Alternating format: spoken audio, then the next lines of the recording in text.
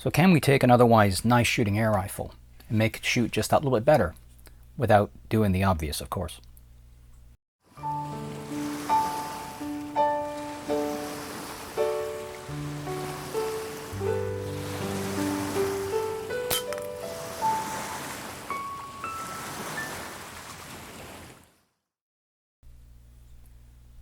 Welcome back to Canuck Air. What I have here is, you might remember from episode 1, is my Slavia 630, which when I took it to the range I managed to shoot it pretty decently well, although I found at 20 yards my ability to focus on the iron sights was getting a little bit difficult. But it shot well. But I wondered at the time what it would have done with a scope, and I'd forgotten to bring a scope with me. Not that it was a really great scope anyway, but I was going to try it out with one just to see what I could do. And then I got to thinking other possibilities for shooting better with this gun without resorting to a scope, which I've got some scopes on my other guns, and I don't know, I somehow like the clean lines and light weight of this without cluttering it up with the bulk and weight of a scope. So I ended up hunted around for a while. I was looking for an aperture sight to mount on the back here. Aperture sight, receiver sight, peep sight, kind of all the same thing. This one here is a Williams 5D, and I happened to spot this on the shelf at my local gun shop and decided to buy it. And this fits right on the sight dovetail here. You clamp it on down, and well, on this gun I'm going to remove the regular rear sight here and replace it with the peep sight.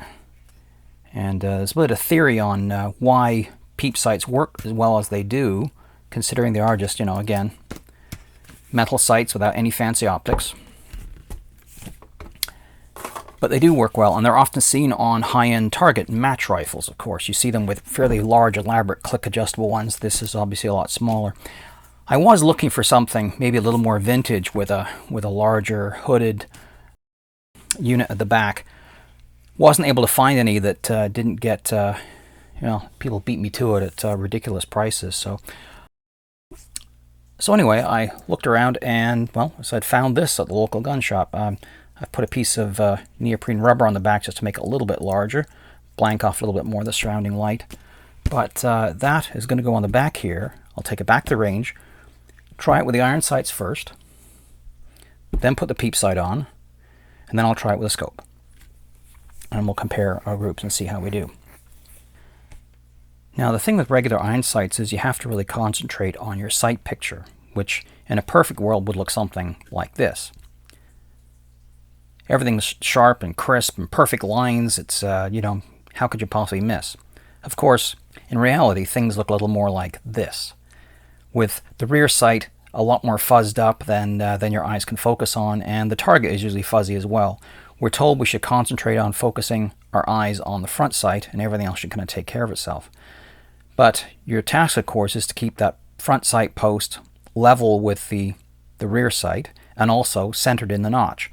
And that means you got two things to kind of concentrate on while also aiming at the target.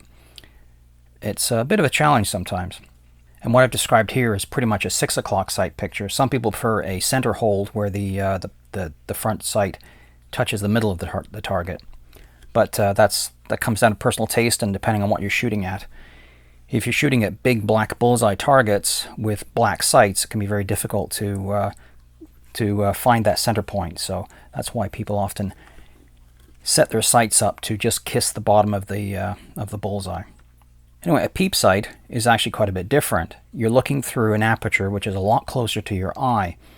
And for the most part, you generally don't even notice the aperture, really. You can't really see it. But you are actually aligning your eyeball, hopefully fairly perfectly center with that, and then you can see the front sight. And so all you really have to do then is just concentrate on where this front sight is pointing at. And it can be a bit quicker and easier to acquire, and people find that they shoot a little bit better with a peep sight. And a telescopic sight, of course, solves all our problems. You don't have to worry about where you're focusing on because through the magic of optics, the scope's reticle is superimposed directly on the target, and all you have to do is concentrate on keeping that lined up. You hope, and also keeping your eye centered in the scope. And of course, the scope has to be properly adjusted and not not rattling loose, all the kind of things that causes headaches. So here I have the aperture sight mounted on the rifle. It just attaches with these two very small set screws that just clamp it down onto the regular scope rails. If you do come across an air rifle that just has mysteriously very short, tiny little what appear to be scope rails on the back end of it, not big enough for a full-size scope, that's probably intended for an aperture sight. People often make that mistake, not realizing what it was for, because aperture sights are a legitimate way of training for competition, things like that. So some junior rifles are set up for aperture sights as an option. This one here I think suits the cosmetics of the gun fairly well. The knurling seems to match up and has fine little markings for adjustment. I have it pretty much all the way down, actually below down, even though my front sight is fairly tall. But I think that's going to work out. We'll find out when we get to the range. And I'm just judging that based on the height of the original front sight and the original iron sight matched up with the front. And I know what some of you are thinking out there. You're probably looking at that sight and thinking, he probably paid more for that than he did for the gun. Well, I have to tell you, yes I did. But to be fair, I got the gun for quite a good price. It wasn't in terribly great condition, and it was missing its front sight, which in the previous video I showed you that I made a new one. I didn't show you how I made it, but I think it turned out fairly well. Thankfully, I had another Slavia to be able to copy the front sight off, so that worked out all right for me. So why would you choose an aperture sight over a scope, over for the obvious thing that these would be a little bit less expensive? Clearly, of course, they're more compact, lighter weight, fits in a bag easier, that kind of thing. There's also a lot less to go wrong. Scopes can mess up on us. It's quite common to have them shake loose on their mounts, and all it takes, for my guns, I pretty much have to go the regimen of checking everything's tight before I shoot it. That includes checking the scope is tight onto the rail, checking the scope is tight in its rings. You also have to check the barrel. Is the barrel loose in its mount here? Otherwise, you have to tighten it up. Fortunately, this one has a bit of a lock screw on there, so it shouldn't come undone. And of course, you have to make sure that the stock screws are tight. Otherwise, the gun will also wander around when you're shooting it. Drives you crazy, but that's life with air rifles. The heavy vibration you get from slamming that piston forward and vibrating, and of course in a spring piston rifle, is something that does shake things loose. So peep sight, a little simpler. You can just grab it and go, yeah, it's good. Anyway, I look forward to giving it a try and see if I can actually shoot any better with this than I can with the original iron sights, and see how close I can get with to shooting with a scope. And finally, I'll be trying it out with this fairly affordable scope. It's not a super high grade one, but it is better than your usual kit scope you get with bundled up with more inexpensive guns. It does have 4-16 power. It does have quick adjustable turrets. It does light up in red and green, of course, which I hardly ever use, and it does have a side parallax adjustment. So we'll see if this has any advantage over, which you'd hope it would have, over the peep sight or the regular iron sights. Let's find out. So here I am back at the range, trying to refamiliarize myself with the Slavia and its trigger and all the fun things about it. I tested all three, sighted the gun in with all three sights at the 10-meter range, then swapped the sights over and then sighted in again, so a lot of fun part swapping going on. But the gun still shoots pretty darn well. The trigger is just a little bit creepy, but I got some pretty decent groups at 10 meters, so plenty of confidence for moving back to the full 20-yard range. So here's our baseline group here, shooting at the top right target. The iron sights put together a 23mm group at the end of it, so that's just a tad under an inch. And that's about as good as I was doing with the gun last time, so can't complain too much there. Using dome pellets again, as I find they're just a little bit more accurate at the longer range.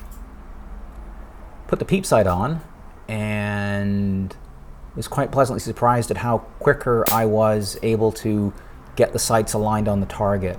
I found myself with the irons just hunting around a little bit, am I too high, too low, trying to get the notch gap correct, peep sight, you don't really have that kind of problem.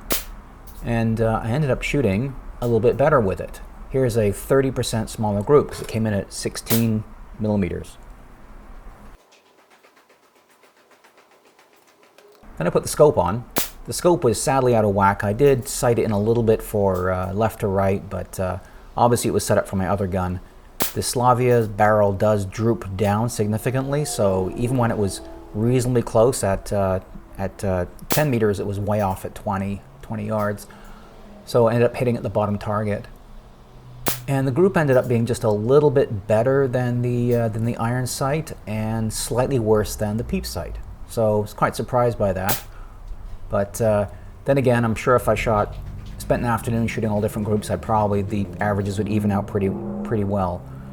On the whole, I think the peep sight is an excellent alternative to a scope, and under certain circumstances, I certainly seem to be able to shoot it just as well with this gun at this range. So yeah, I'm glad I searched one out and didn't just add another scope to my gun cabinet.